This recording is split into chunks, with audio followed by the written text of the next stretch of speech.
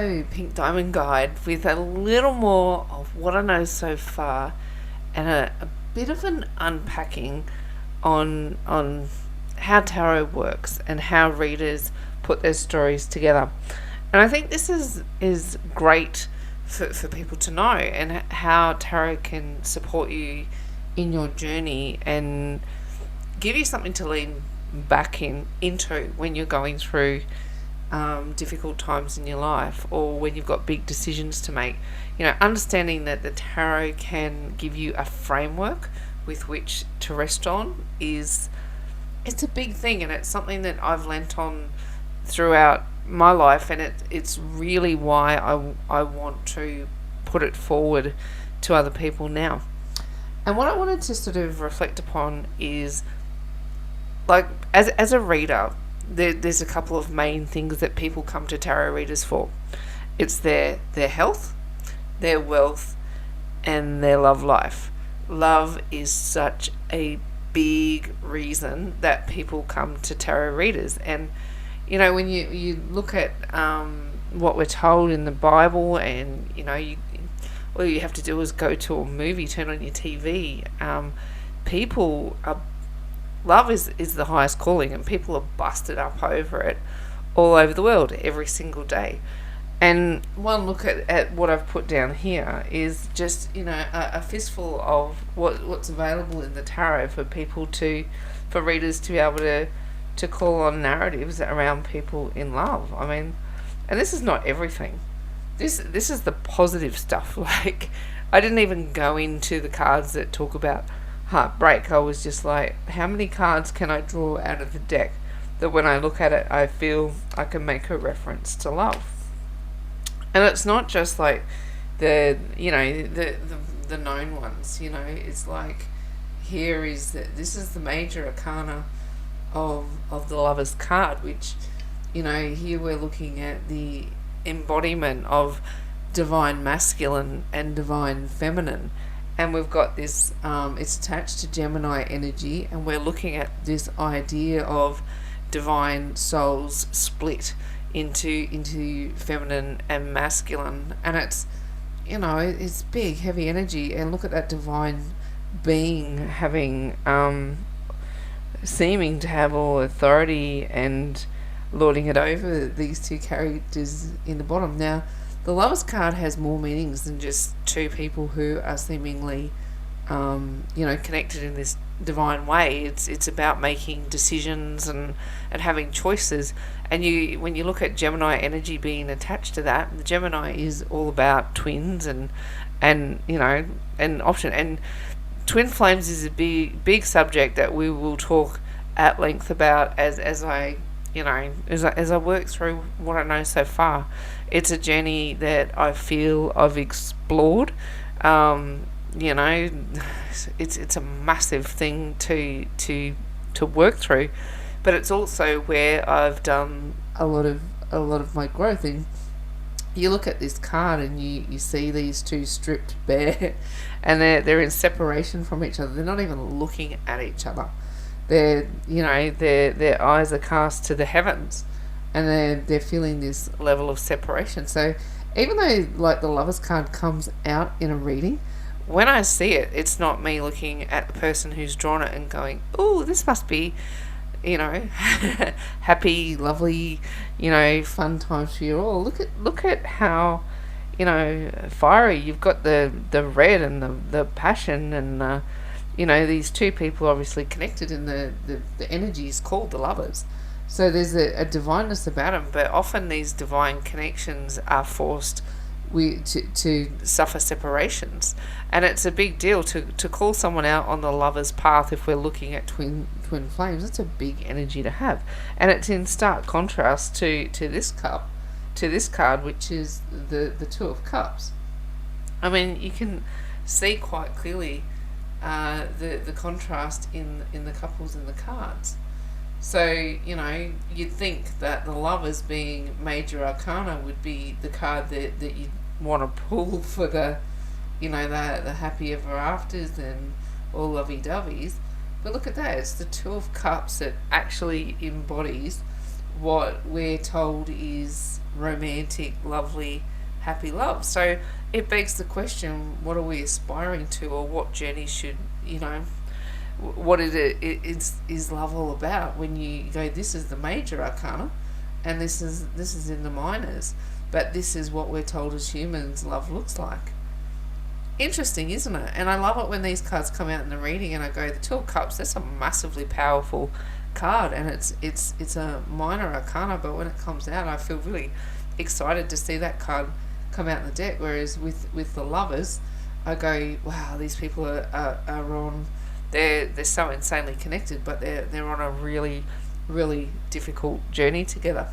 And of course, it does depend where they fall in the reading. I mean, like if I see these two cards fall out together, I go, lucky buggers, they got it all. Here it is, our divine lovers who've managed to pull this soulmate energy together. But not all divine lovers manage to do that. Some of them have a really tumultuous time. So there's a bunch of cards here that you can look at and go, oh, here's our divine lovers, they're happy and celebrating. Here they are with the Ten of Cups. Here they are in balance. Look, there's our Two of Cups, which is our soulmate energy. Sorry, I get a bit carried away looking at the cards and not seeing how I'm actually holding them.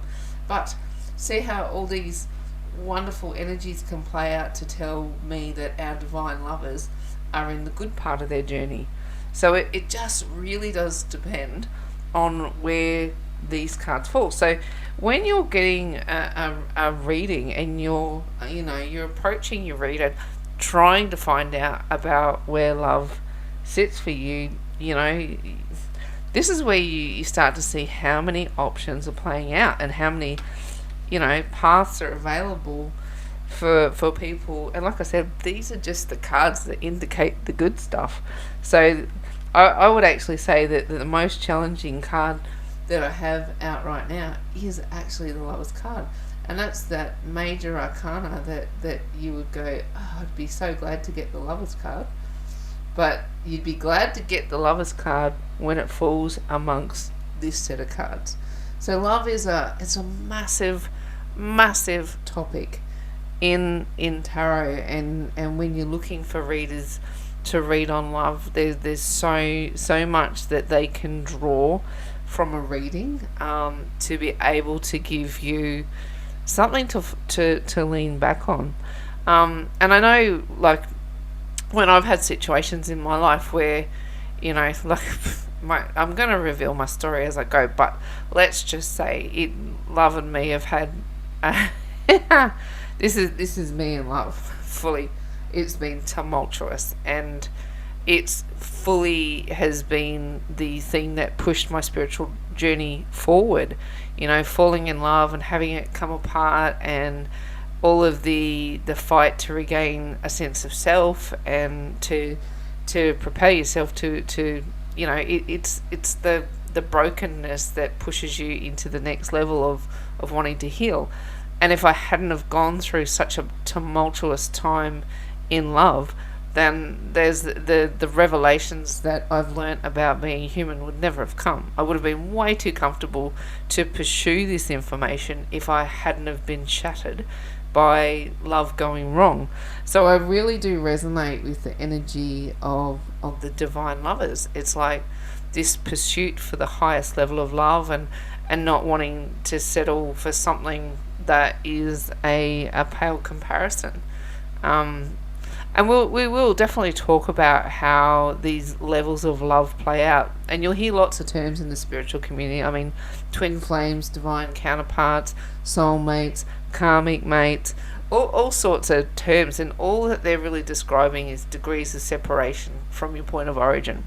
So that's something that we'll be able to talk about as we go. But the closer that you interact with someone to your point of origin, the more likely you'll draw a card like this, and the more likely that the holding the energy will be difficult. So it's a joyous thing if you can find someone whose point of origin is close enough to yours that you feel like, where's that beautiful? This.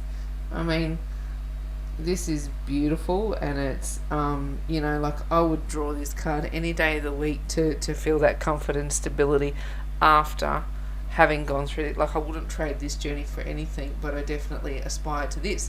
And that's the, the tricky thing about the tarot. This is major arcana and this is minor. But what is it that where's the comfort? Here's the comfort card. Is this the higher aspiration? I don't know. It's up to you what your aspirations are. But I think, having gone through the journey that I've been on, I'm ready. If this is a decision card for me, I'd choose this. I would choose this soulmate comfort space of 2 cups. I think it's one of the most powerful cards in the deck, and I love it when it's drawn, especially if it's drawn with the Lover's card. And then if where's our, you draw this with it. Jeepers, I'd be signing up for that any day of the week. So it's depending on where this card falls and what it falls with, it's a super powerful journey, and we'll definitely continue to unpack the journey of love and the tarot and the journey that we take through it, knowing that it is probably, seriously, the number one thing that people come to me for readings for. Someone might contact me looking for a general reading, but inevitably by the time that reading has ended, they're asking me questions about love. We might start with a general, how's my health, how's my money, now tell me about love. It's such a major theme in tarot, and it's something that human beings across the planet, they want to know about. People are hurting and they want to move to new levels. And let's face it, God gave us 3 gifts: faith, hope and love. And he said the highest aspiration of all is love. And he's not just talking about romantic love. He's talking about living in the frequency of love as your daily vibe. And that's something, as what I'm doing on Pink Diamond Guide is telling people I've been through the ringer, and have got to this place where my default state is to choose to live in the vibe of love every day. And I want to share that journey, that process, and how I get to that space and how I maintain it. It's such a gift to have gone through trauma to get to this place in my life, that I'd do it all again, just to be able to wake up in this sense of peace in a daily way. And I want to share what I know with you, what I know so far. And there's a gazillion more things to learn. That's the joy of it. But what I know so far, I definitely know I can help people with. And like I say, love is such a big part of this journey. And if we continue to unpack the tarot, and you see how much of this, this system of things is geared around it, you'll see why embracing this is it's a joyous thing for the times that we're living in. Okay, I could talk love all day, but I won't. I'm going to wrap it up there, and until I talk to you next time, lead with love and treat people with kindness. Talk to you soon.